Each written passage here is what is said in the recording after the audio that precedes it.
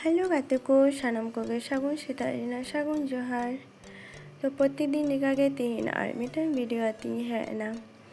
तो हय सेताग सेताग दाका चंदा हुयुग काना।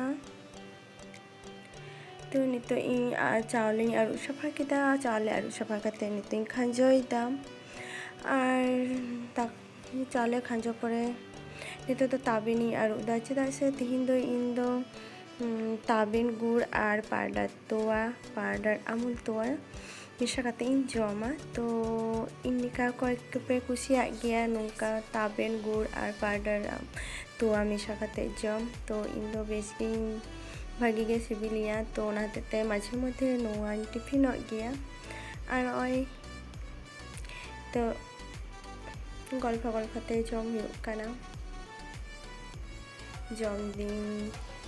तो इन इसका दो बनुया और मेना कोआ। तो जाई होक टिफिन को जम बड़ा हुईना और नितो नय सब्जी गेदा। सब्जी तो बी गेदा आलू गेदा सब्जी को गेद हुयुगा। तो सब्जी मध्य तेहेन दो मेना लाव मेना बरबटी मेना झिंगे मेना कुमड़ो मेना और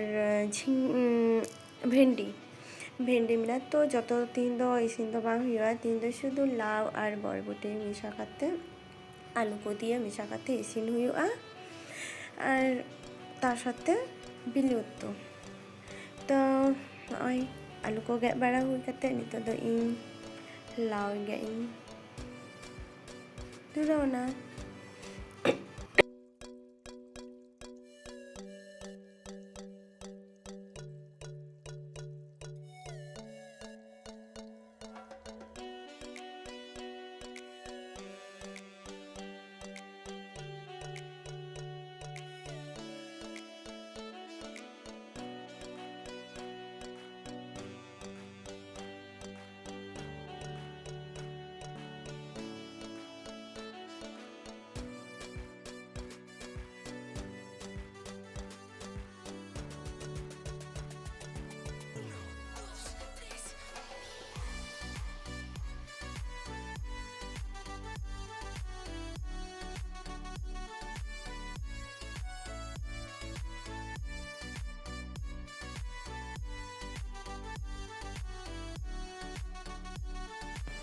तो इसिन को सेद बड़ा हुईना।